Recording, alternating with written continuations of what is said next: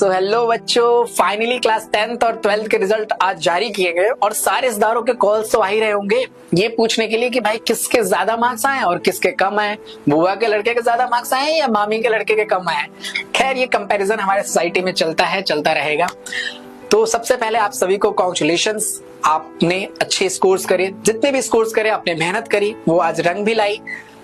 और कई बच्चे ऐसे थे जिन्होंने अच्छे स्कोर करे, जिनकी उस एक्सपेक्टेशन से भी ज्यादा स्कोर करे।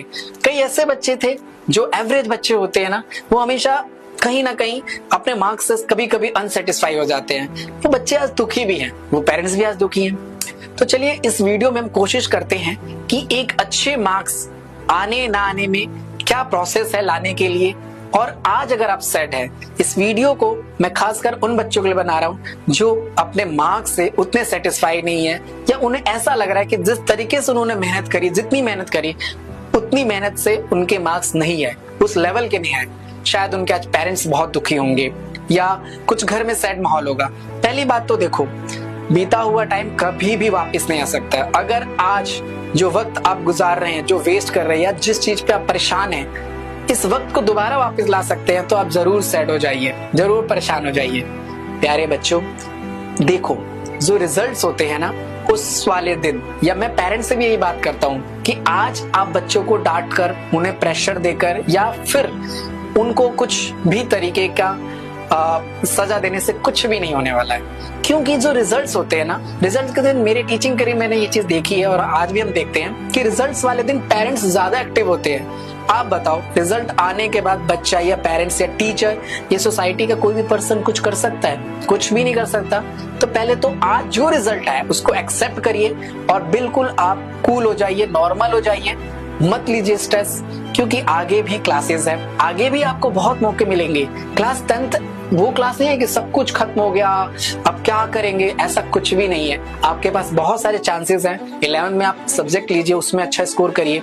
जो गलतियां हमने पहले करी बच्चे, आप उनको बिल्कुल रिपीट मत करिए इस क्लास में। हर डिस्ट्रैक्शन से दूर हो जाइए। मैं हमेशा अपने वीडियोज में बच्चों को ही टारगेट करता हूँ, बच्चों को बोलता हूँ ये चीज मत करो। लेकिन आज इस वीडियो में मैं बात करने वाला हूँ कि सिर्फ एक अच्छे और बुरे रिजल्ट में बच्चों की गलती नहीं है या बच्चों का क्रेडिट नहीं है। तो हम डिस्कस करते हैं कि एक अच्छा रिजल्ट कैसे बनता है। देखिए, एक अच्छा रिजल्ट बनता है बच्चों की अच्छी मेहनत से, टीचर्स के अच्छे गाइडेंस से, डिसिप्लिन से पढ़ाने से। टीचर भी इक्वली रिस्पॉन्सिबल होते हैं अच्छे और बुरे रिजल्ट में। तो एक रिस्पॉन्सिबिलिटी टीचर्स की तो है ही है, हमारे स्कूल्स के हो, चाहे ट्यूशन के हो, चाहे ऑनलाइन प्लेटफॉर्म के हो, चाहे ऑफलाइन के हो। अच्छे बुरे रिजल्ट में टीचर्स की भी रिस्पॉन्सिबिलिटी पूरी की पूरी बनती है। थर्ड वन, पेरेंट्स की। एंड फोर्थ कि हमारा जो पेपर आता है वो किस तरीके का आता है, किस लेवल का आता है। एंड फिफ्थ की जो चेकिंग होती है एग्जाम्स की, वो एग्जामिनर का क्या माइंडसेट है। ये 5 ऐसे फैक्टर्स हैं जो डिसाइड करते हैं कि एक अच्छा रिजल्ट किस तरीके से बनेगा कि नहीं बनेगा। पहली चीज, आज के दिन हम बच्चों को सब डांट ही रहे होंगे कि तेरी वजह से रिजल्ट खराब आया, तू नहीं पढ़ता है, तेरे पे इतने पैसे लगाए, हम तो क्या ही कर सकते हैं। ऐसे तमाम बातें तमाम पेरेंट्स कर रहे होंगे। हालांकि आप अपनी जगह सही भी है, लेकिन इस बात को हम समझते हैं कि जो रिजल्ट आ चुका है आज के दिन, बच्चे को डांटने से, मारने से या उसको इमोशनली टॉर्चर करने से कुछ भी नहीं बदलेगा। बजाय इसके कि एज अ पेरेंट्स हम उनको डे बाय डे ध्यान रखें। तो सबसे पहली जो बात आती है कि बच्चों आपको मेहनत करनी है।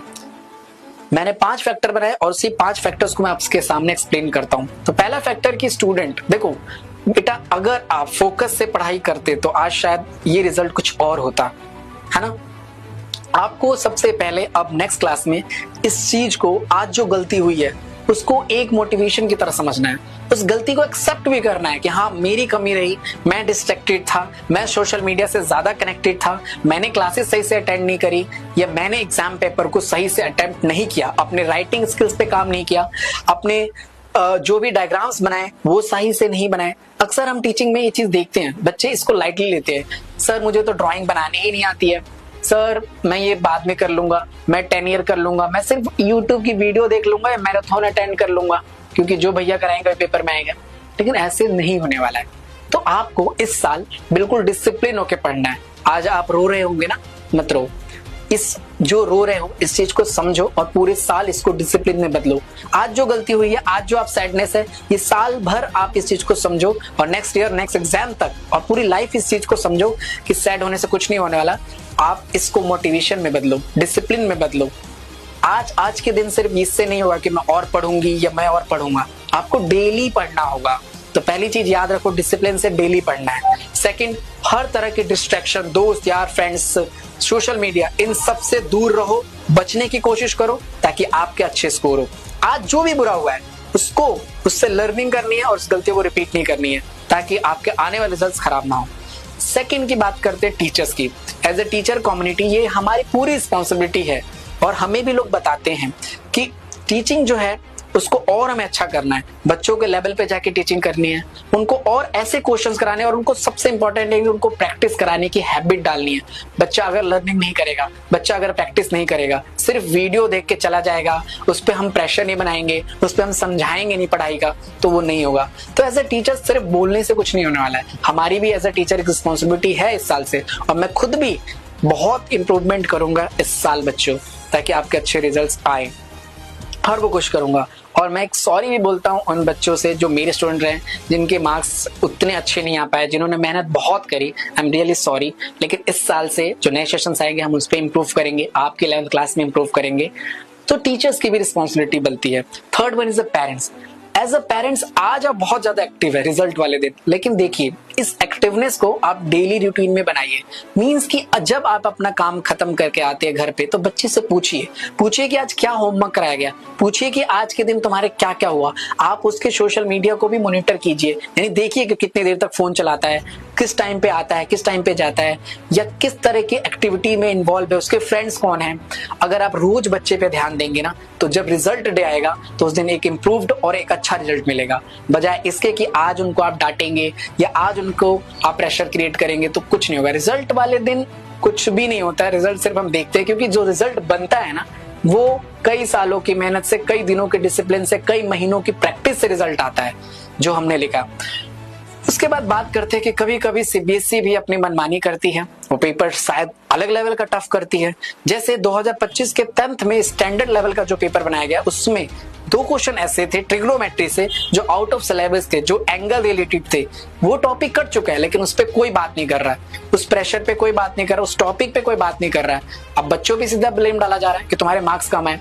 इस तरीके से जो सब्जेक्ट मैथ है उसको 2 भागों में बांटा गया, स्टैंडर्ड और बेसिक।